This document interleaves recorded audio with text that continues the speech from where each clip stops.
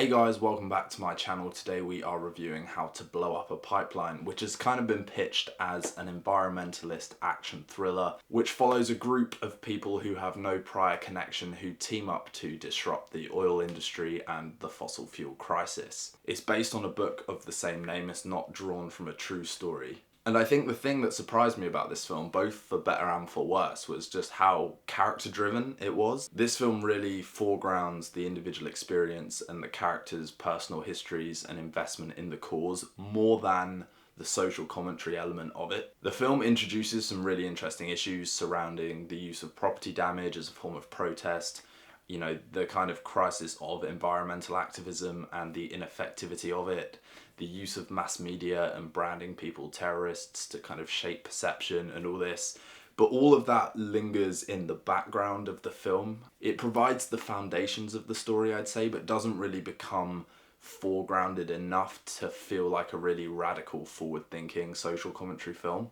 But as a thriller, I think this film really, really works. Considering the film doesn't really have any human antagonists to follow, we are kind of just following this one group to literally blow up a pipe in the desert. It is really thrilling, edge of your seat stuff. It was very taut, very tight, very well paced and edited. It is really engaging stuff, and I think the structure of the story and the way it flashes back to each character to show you what's led them to this moment gives the storytelling a bit of flair as well, and it's smart enough never to linger too long in those flashbacks to the point where you lose momentum in the present day plot. And I thought each character's backstory was handled very succinctly and very compellingly. You know, most characters you can see instantly why they would be drawn into this level of radicalism. However, there were times in the film where I thought it was using the flashback structure as a way to play it safe. The film occasionally feels like it's pulling its punches and not being as radical and as impactful as it could be.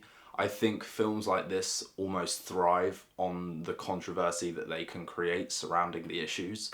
And it's almost like by kind of diving into the past and trying to rationalize and allow you to empathize with all the characters, which does make for just good character development. It also feels like they are just trying to rationalize this kind of act of property damage and criminality because they don't want to be seen as a piece of propaganda endorsing it too much. So kind of like I was saying about the social commentary elements taking a bit of a back seat in this film, I think what also stops it from being super impactful is through how kind of unwilling the narrative is to fully embrace that side of it. But it's well shot. I think it was shot on film, and that kind of like grainy warmth really lends to the indie feel of the film, but also the normality of the characters, who all come from varying backgrounds, none of whom come from a very criminal background that would naturally lead them to this. They've all been kind of pushed to the edge for various reasons, which keeps you hooked as this very simple plot line gets built up. I don't think it's going to be one of those films that leads to widespread change and impact, because I said the environmentalism aspect of it, the social change and social commentary aspect of it, doesn't always feel like it takes center stage when perhaps it should, especially considering the whole issues around the oil industry and these big conglomerates that dominate the world and are ultimately responsible for lots of the emissions and fossil fuels, etc., etc. They don't really get any delving into enough to make you hyper aware of the specifics surrounding them. And when the film flashes back to each character to explore why they are being pushed to the edge to kind of join this ragtag group of protesters, you kind of think there's more meat on the bone in some of those scenarios. For one of the characters, it's about the government seizing his private property for more public use, and there's a kind of legal loophole that allows them to do this. And that's kind of just delivered in a throwaway line, whereas I think there's a whole film in that. For one of the characters, they've got a type of leukemia associated with emissions from kind of oil factories, and then you think there's probably a whole legal drama in that.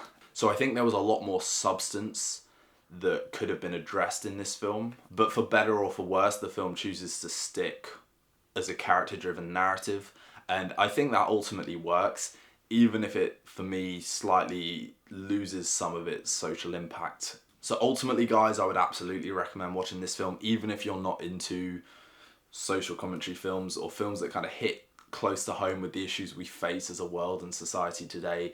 I would say those things just kind of provide the basic narrative structure for what ends up being a very character-driven, great thriller.